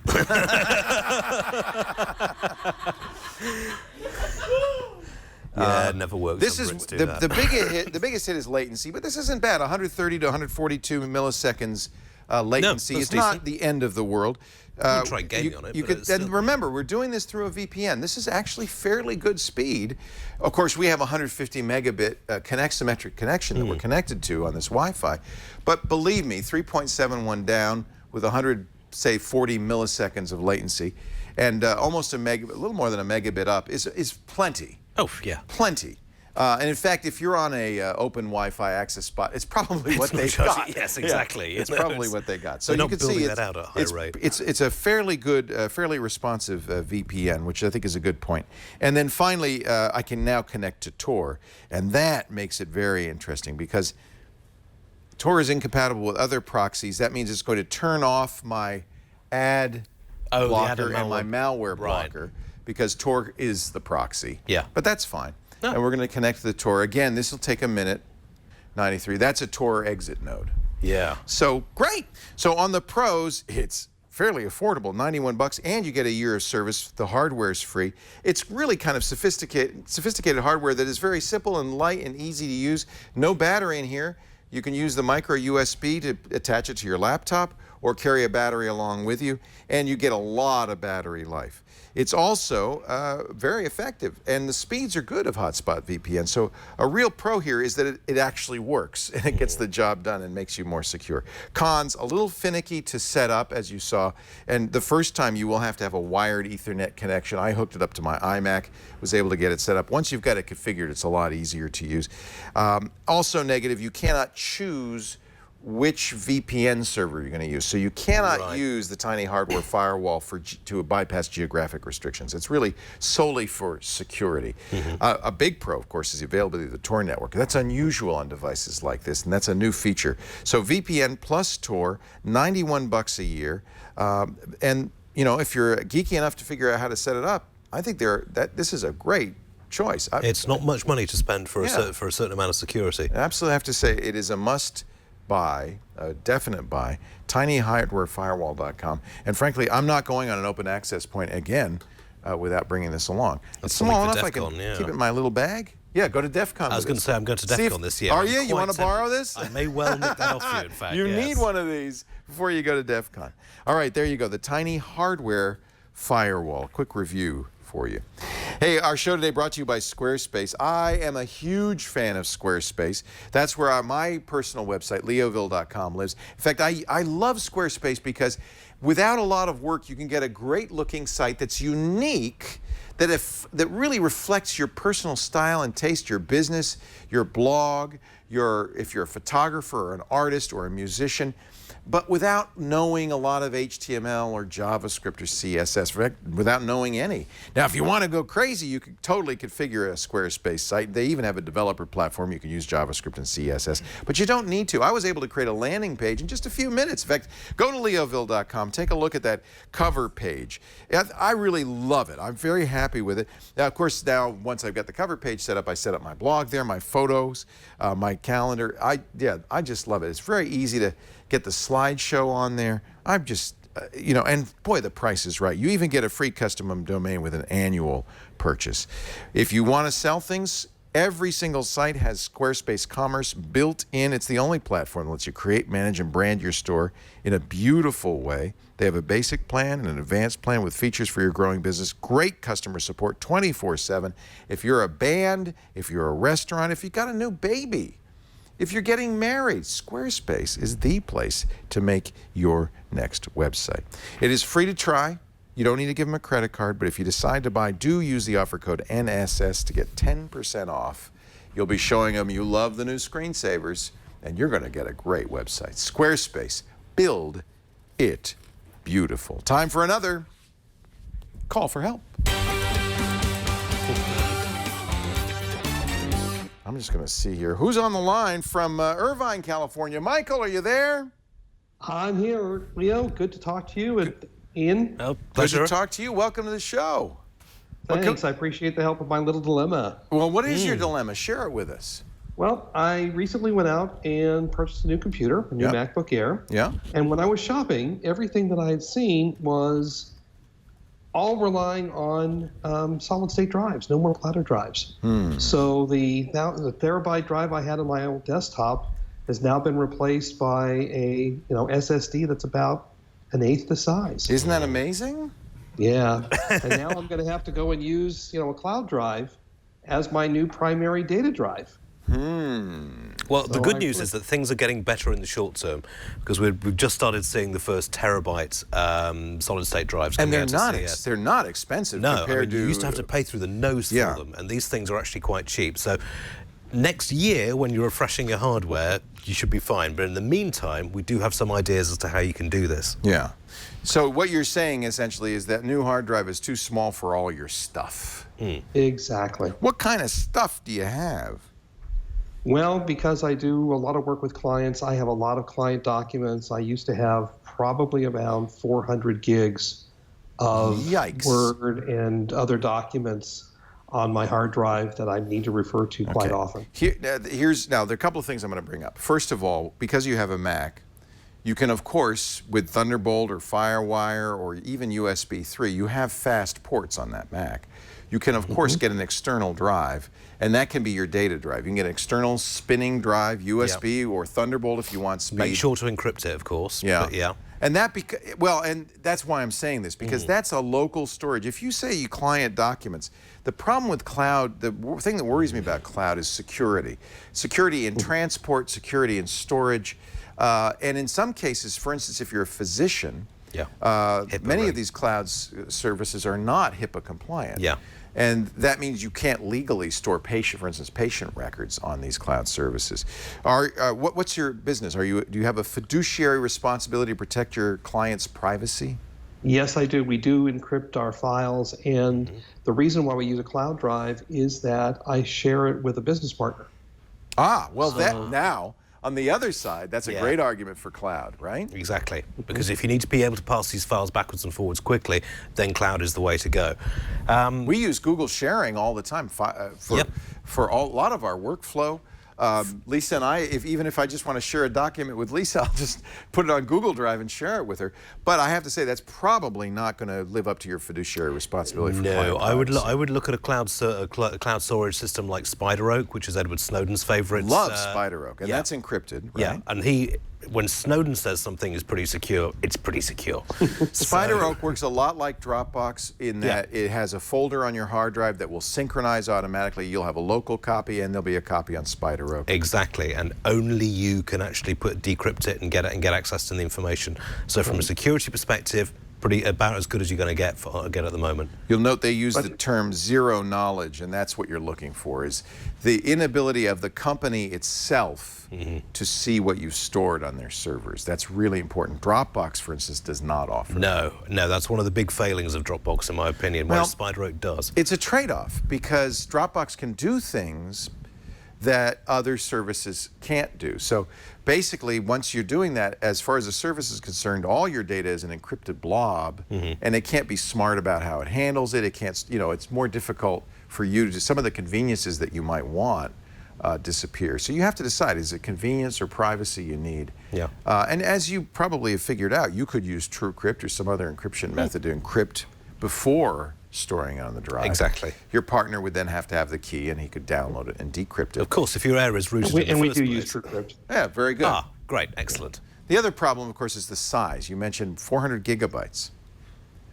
That's a lot. Right? Yes. And if you had to upload that all in one fell swoop. that's particularly if you're working on mobile, then that's a really, really big telco bill at the end of the month. But if you break it down into segments and then just pull down what you need when you need it, then that could work really well, and it would save you an awful lot of data plan costs. You said you're using. I see in the notes here that you're using OneDrive right now. Correct. Yeah, OneDrive's very affordable, which is a good reason to use OneDrive, and it works with all your Microsoft stuff. And they keep on mucking about with the terms and conditions, but yes. Yeah, it used to be unlimited for free if you had an Office account. That's a little unfortunate. Yes, that caused an awful lot of ructions when they changed that, and to be honest, they should have been expecting it. But I still use Dropbox for non-super secure stuff because it's just so convenient. But I think SpiderOak is a good alternative. The negative on that, I think it's a Java client, so you have to have Java on your system and so forth. It's not as good on the Mac in some ways as it is on Windows. But I think that's probably, if you want total security, I think that's probably a very good way to do it. Another one maybe to look at, although it's certainly not HIPAA compliant, and its security model is unknown, is BitTorrent Sync, which is very good at tried that. Yeah, it's very good at lots of data, keeping that data in sync, but they've never revealed the protocol that they use. That's a big red flag. So we can't, Steve Gibson's looked at it and he said, I can't validate it, so I can't say whether it's secure or not because they won't let me see how it works. Yeah. But it's kind of a cool system, and it's free. I know, it's just when you can't actually get in there and check it out, then that is a red flag, and when they're locking things out completely, it's someone jumping up and down with flags going, I'm red. And you'll note they say, as all of these do, secure. But everyone says it. Secure is many things to many people. What you want is zero knowledge. If you could find HIPAA compliant That would be a good reassurance. And of course, because you're using TrueCrypt, I think as long as you make sure you're assiduous about that, and you only put encrypted stuff on that, you could use any service as long as you're using something like TrueCrypt. Right. Yeah, and always, Appreciate of course. that. Yeah. Go ahead. Oh, I was going to say, and always, of course, make sure that the machine you're using hasn't been rooted by a third party. Right. Otherwise, the whole ball game is gone. It's all over. It's all. Which I love SSDs. Do you notice a huge improvement in speed? Oh, this boots up almost instantaneously. It's amazing. Yeah. We're lately recommending the Samsung EVO SSDs, the EVO 850. Oh, it's interesting. Amazon. I'm sorry. I'm still on my tour note. I'm apparently coming out of Hungary. So Amazon wants to make sure that I am. What are the ingredients of goulash? Who I think I am.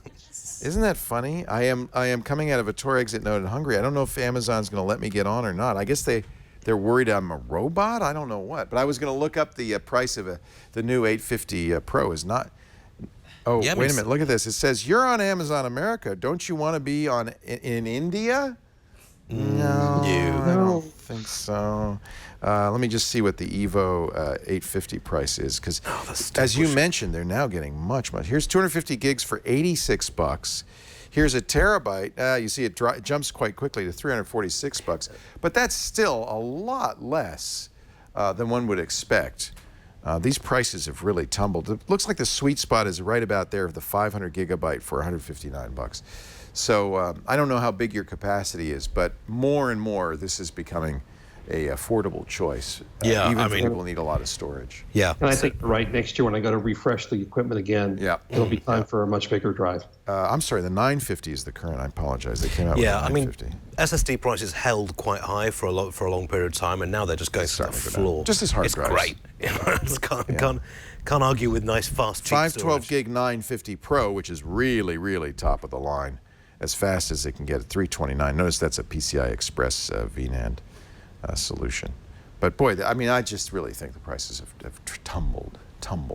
And boy, this is an SSD. I won't use a computer that doesn't have an SSD anymore. I'm still using a platter drive on my work system, and it's You can notice. Put the on button, go make a cup of tea, come back. Oh, yes, you're just about getting ready now. Michael, nice to talk to you. Appreciate your time.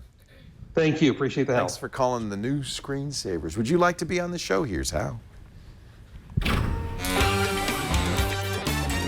Need tech help? The new Screensavers are here with answers. Email your tech questions to newscreensavers@twit.tv. I kind of forgot that I was still on tour, but notice I'm on tour. You can still get on VPN, there, still get about. It thinks I'm in India, but I can still do stuff at a that's not bad. That's usable, right? No, perfectly so. It's pretty impressive little device. All right, coming up in just a bit, we're going to go to the mailbag, but first, next week's host. By the way, it's been great having you. Oh, always a pleasure. Always a pleasure. Next week, Jason Calacanis makes his triumphant return. He's on a new health and weight loss kick. He's lost a lot of weight. He talks a little bit about the tech he's using. Watch. Hey everybody, it's Jason Calacanis, internet entrepreneur and angel investor, host of This Week in Startups, where I talk about startup companies. Hey, one of the things I've been trying to do is lose a little bit of weight, get pretty healthy. So I got a nutritionist. I got a weight doctor. Not expensive, but it's actually covered by insurance a bit. And then I got a trainer. That's a little bit expensive, but not that bad. You can negotiate and get a pretty good deal. But then I also got a Weething scale, which is a weight scale. That'll email you reports. And then I also got a Fitbit, right? And I had a Basis watch. I use both, but the Fitbit is the one I like best. Okay, so now I got my weight coming in. I got my Fitbit, and I started recording all of my food and what I was eating every day. And I set this up on a group email address with my team, my health team, which is my wife, my weight doctor, and my trainer. And then every couple of days, one of these automated emails comes out with my weight, with how many steps I'm doing. And I created a little team to just help me lose that last 15 pounds, a support team. But I'm taking all of my measurements by forwarding the emails automatically to the team. So they're reminded, hey, let's get Jason thin. Let's let him live a little bit longer, right? And so one of the things you can do is create these groups on Fitbit as well. So I got my two brothers' watches and Weething scales, so I can watch their steps and their weight. And I'm trying to get my whole family now and spread the love to get everybody healthy in 2016. So it's a great little tip. Get a team together, make a little health team for yourself, make a little health plan, and then use the technology to motivate each other. It really is amazing. If you can measure it, if you can manage it, if you can measure it, you can manage it. That's the way you say it. If you can measure it, your weight, your steps, your diet, your calories, then you can manage it. And it's worked out really well for me. As you can see, I'm getting svelte. I lost about 10 pounds since the last time I was here. It looks so good. That's something you learn as an entrepreneur. If you can measure it, you can manage it. And it's true about health as much as it is about your money, right? And if you can't measure it, you don't know how you've done. This is what's causing a big revolution in medical sciences right now, is that they can get the data directly from you without you lying about it. It's like... No. Did you know I weigh 84 pounds? I run 5 miles every day. And I never drink. Oh, of course not. I noticed he said we things. So I've been saying why things. It's a French company. And they make the why things scale. They make, I have a blood pressure instrument that they make, a cuff. They make a wristwatch. But I think he's pronouncing it correctly. You know why? I just found out. We say Wi-Fi. Do you say Wi-Fi in the UK? Yeah, they say Wi-Fi. They say Wi-Fi? Yes. And then there's some countries that say Wi-Fi. So is it the Withings scale? What is it? It's the French. They make their own rules on these Wi-Fi. things. Wi-Fi. Yes. It's, and the dogs apparently, when we say bark, bark, they go wah, wah. Wah, So wah. it's- Wah. Wah. In England, they go, excuse me, you got a cup of tea? I see. In America, they shoot you. Yeah. As long as we're doing stereotypes, cultural stereotypes. Hey, let's get the mailbag. You never know. Round and around she goes. Where she stops, nobody knows. By the way, congratulations, because you are now potentially $900 million richer. Oh, good Lord. This is the Powerball. So everybody at work bought this, right? You all bought into this? I don't like this idea, because if you win... I was going to say, where are you going to get You're your going to stuff? quit. Apparently, I bought into it, too. So I figure if we all... okay, if right. we win, then I'll quit, too. We can have Twit Island somewhere So in the these are the Bahamas. two? We only got two? Those for you guys to fill out. Oh, right. These are unfilled out. No, they're for you. You and Iain. Oh. Oh, marvelous. So you pick a number, maybe how many numbers do you have to pick? 8? 5? How does this even work? All I know This is is like that- the SATs. I failed those too. What is that? All I know is the odds of winning it are you're more likely to get killed by a vending machine than you are to actually... You're more likely to get killed by a hippo that just ate a shark than that. So anyway, good luck. Okay. Good luck. And the odds are 900. It's the Powerball. Is that what this is? It's worth 900 million. Is this multi-state or just California? Multi-state. Multi-state. Your chances of winning 900 million are actually roughly equivalent to the number of people in the United States. 1 in 292,201,338. That means there's about 11 million people in the U.S. who didn't buy a ticket. Your chance of winning 1 million, which, by the way, is not enough for you to quit work, is 1 in 11,688,053. Your chance of winning $50,000, well, that's not so bad. 1 in 913,000. Yeah. Again, that's doable. You have a greater chance of getting hit by lightning, but okay. Your chance of winning $100, 1 in 36,000. How much did we win last week? $4. $4. Wow. So that's a Starbucks Did each visit. of you get a quarter on your desk? We let it ride. We bought another ticket. You bought. That's what you bought more tickets. Right. Sure, just keep rolling it over. What could possibly go wrong? Here, my friend, take one of those. That's a letter for you. Filth. You go ahead and start. You're our Okay. guest. Well, this reads, I'm a tech enthusiast from Chicago, and I'm wondering what influence companies like Facebook and Twitter have on the app ecosystem. Specifically, do you think that Google and Apple cater their app permissions or even hardware guidelines to favor whatever new thing Facebook wants? Would a small developer get the same treatment? Sorry if this question is difficult to understand, but it's difficult to articulate. Signed, Adam. Do you understand what Adam's asking? Yeah, I'm pretty sure. I was having to think about, Facebook and Twitter aren't really strong enough to say to Google and Apple, this is how we want our apps to go. And I don't think they're that beloved by Google or Apple. Oh no, I mean Apple in particular are an absolute sticklers for this sort of thing and will tell anybody who isn't Apple to go to hell. Right. Google, less so. It's more of an open development environment. But in terms of what those two companies want, they set the rules for their own developer sections, and basically Facebook can go hang if they don't play by those rules. That's my strong feeling. I don't think Facebook, Twitter, or any other company can really influence Apple. I'm sure they or want Google. to, but yeah. I just don't think they're powerful enough within the operating environment. They're really enemies in some ways. They're frenemies at best, frenemies is probably about as close as it gets. I mean, they're just, at the moment, I mean, Apple in particular has just this complete lockdown. And if you don't play by Apple's rules, then you don't play. Forget Apple. My new fruit of the month is peach. Have you tried peach yet? I'm resisting it. I'm going to spend a little time on it this weekend, just checking it out. So I learned some things from this. It's a new kind of social network that's very much like Twitter, but there are some significant differences. What's really interesting about it is, for a long time in the startup world, in the app world especially, the thinking was create the minimum viable product, right? Get it out the door. Let users mess with it. Twitter did that. Do the minimum, and then users will tell you things like @ and hashtags, and you can add those things later.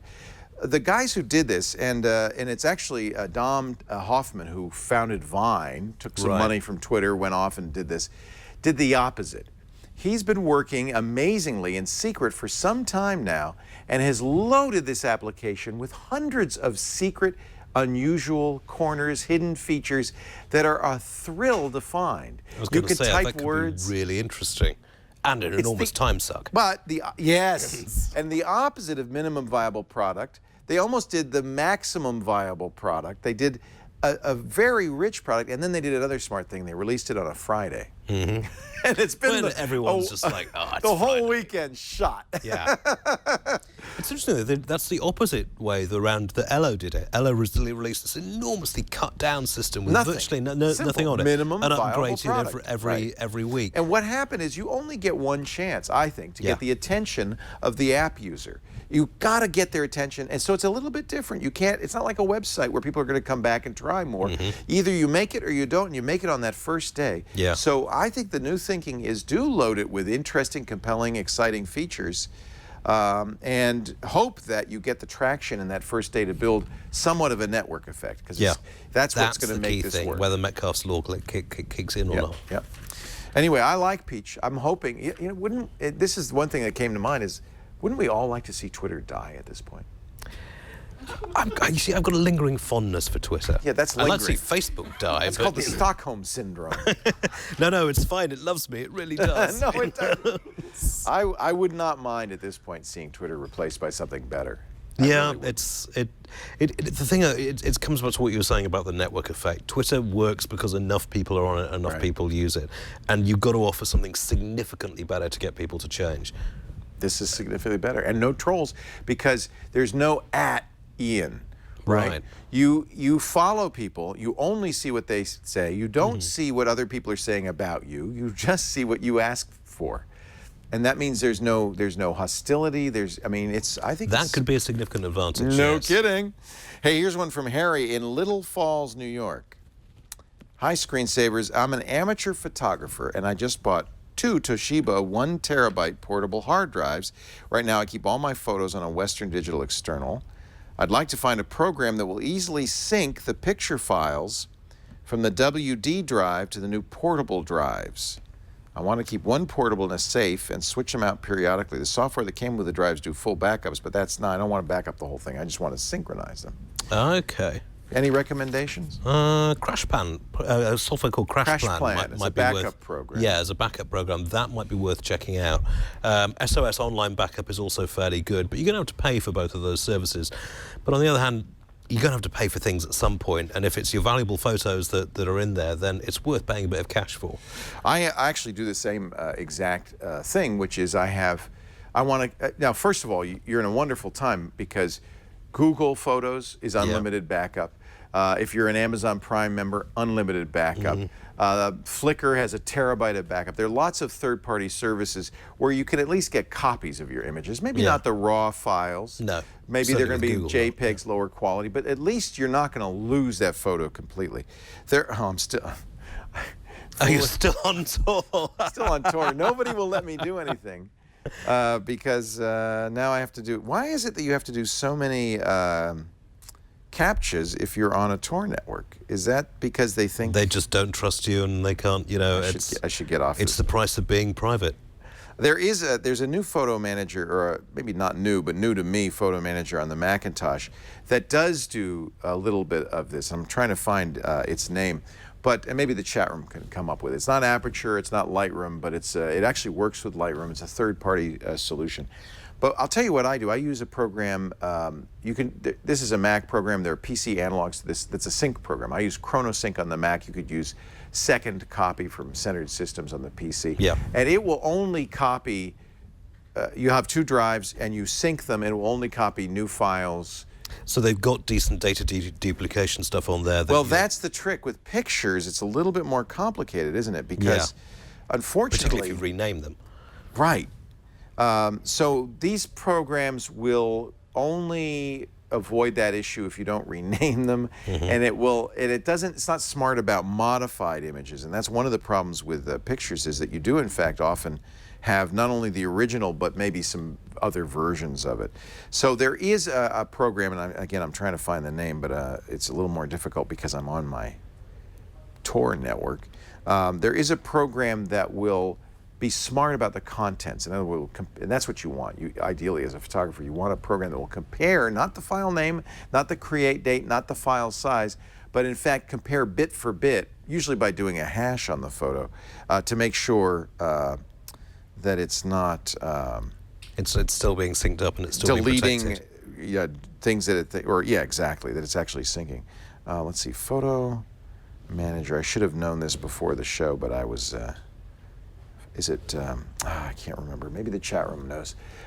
They're still thinking about the lottery. And, it's and what they're amazing going to do with all that the works money, with lotteries, isn't it? All the money they're going to win. Yes, all those things I'm going to do if I win, which I would. Well, I can't find the name. I'll have to find it. But there are some photo managers that do exactly that. They pay attention and then make backup copies, and that's kind of what you want. Is it Unbound? Yeah. I don't think so. I mean, backups are like sort of keeping a spare roll of toilet paper. You know, you only don't do it once, and then because the horror, it's so horrific when you don't. But it's sad because Lightroom, which does a pretty good job, doesn't specifically do that, nor did Aperture. I mean, Google Photos pretty good, but you can't get the raw images back. I mean, if you're going to get the unlimited storage, then they're going to be doing a certain amount of stuff with your files. Right. Which is fair enough because it's free, but you know, even so, it's a bit of a pain if you're a photographer. Yeah. I would say use all of the features and then use a synchronization program. The thing that you want to avoid, you're not going to be able to, which is having multiple copies of the same photo. But that's preferable to having 0 copies. Exactly. Better too many than too few. Better to have extras.